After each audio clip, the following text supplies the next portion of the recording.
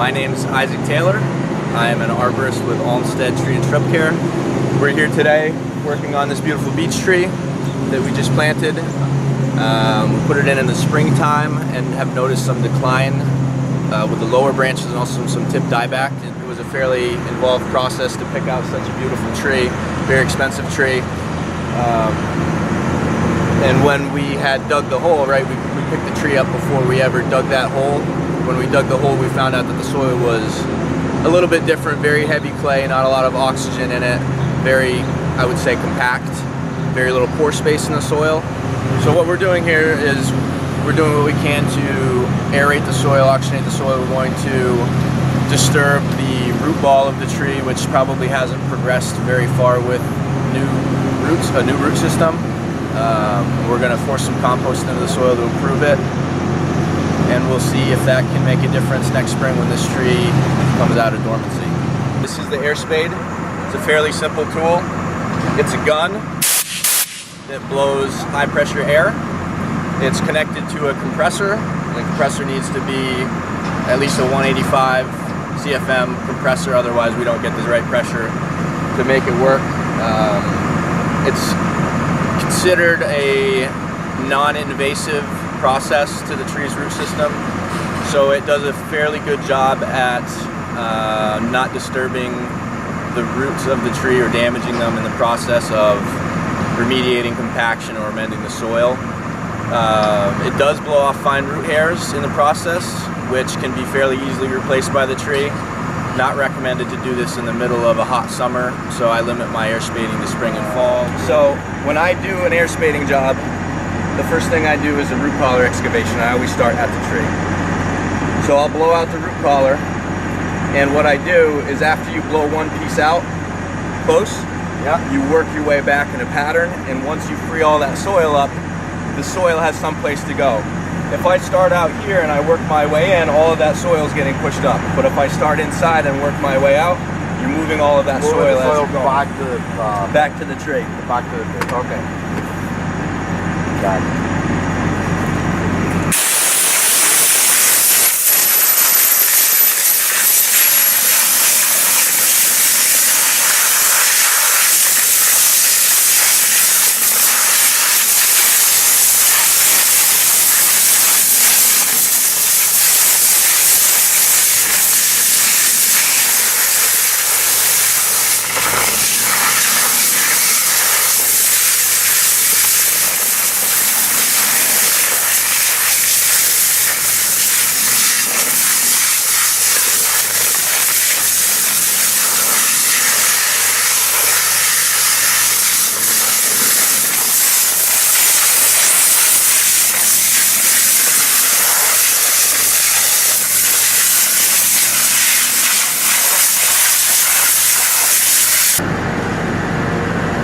So what we've done, we've started the root collar, and we're starting to get down to a point where we're starting to see the true root flare.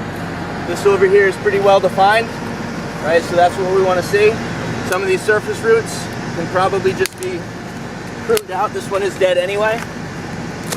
We're seeing a pretty decent amount of root growth, and the soil is not gray. If the soil were gray, it would tell me that it's getting way too much water, but it's fairly, the moisture is fairly good, and it's a good color.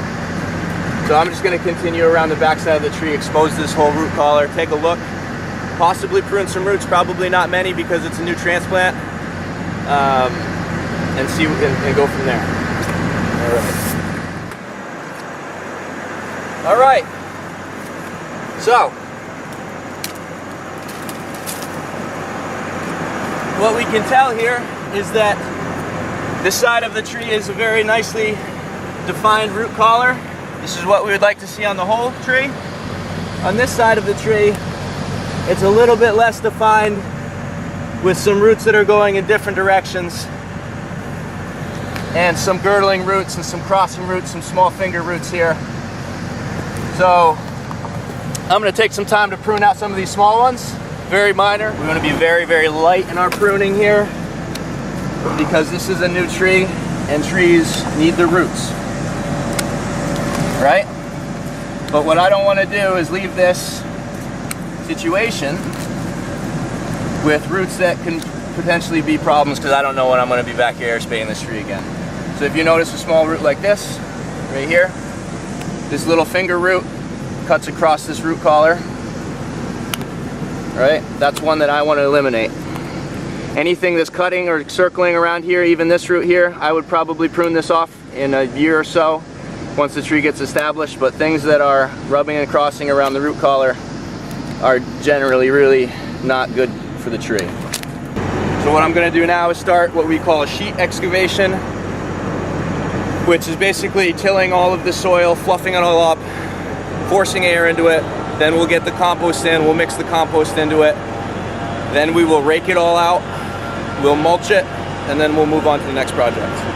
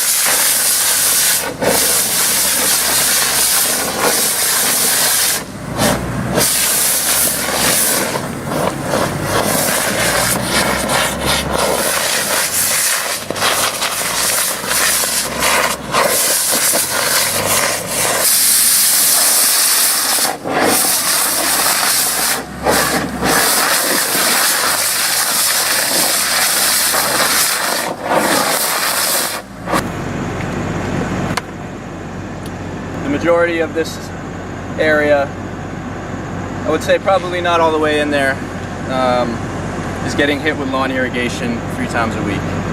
It's mulched and it's fairly dense soil.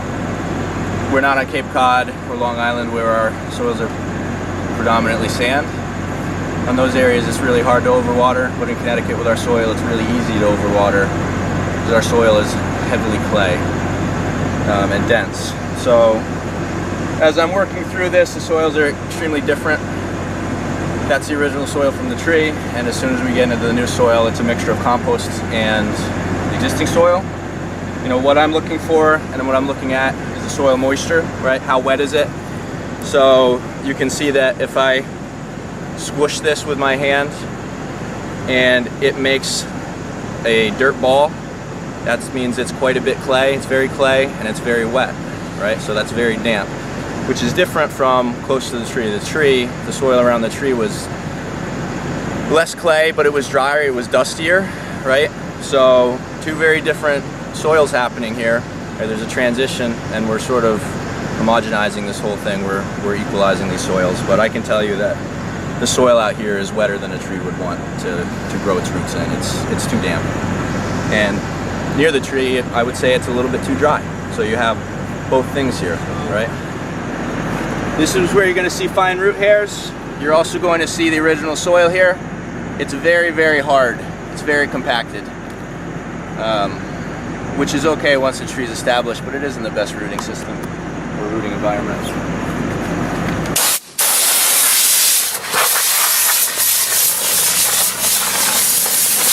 See how dusty that soil is? That's a dry soil, right? Dusty here, wet over here.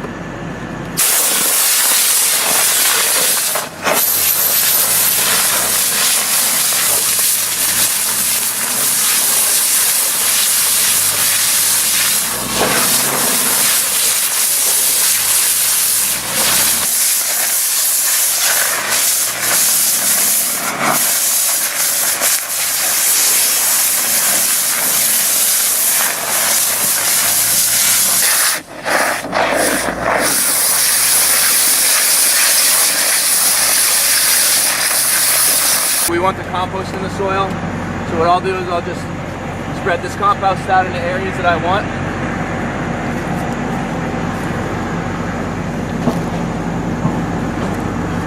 Right? So I'll put a few wheelbarrows of compost around the root system.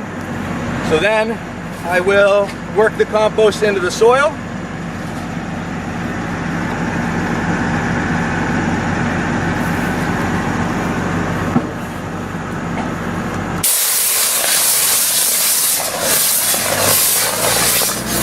And you can feel the compacted areas when you're air spading, right? Like if I feel compacted soil, you can see me sort of breaking it apart with the tip as I'm doing it.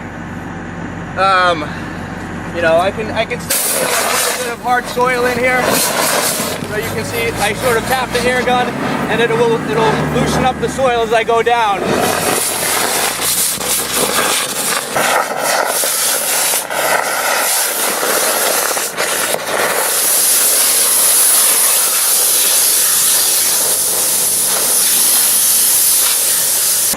So what we found with this tree is that a couple things: probably wasn't getting enough water, adequate water around its existing root system. Adding compost and working it right directly into the root ball. Increasing organic matter is usually a very good thing for our soils. You know, anywhere between 5 to 7%. Well, 3 and 5% is good, but 7% is not bad. But we also found that the tree's root collar was lower than it was grown, right? So this tree's probably been in the ground, if I had to guess, I would say 20 or more years it's been growing, and the soil level has been too high for this whole time. So bringing that grade down to where the tree really, the ideal spot that a natural tree would grow. If you look at the oak trees around here on the site, you can see that the root collar is very well and defined. That's what this beech tree should have, and it will prefer it, and it will improve in health.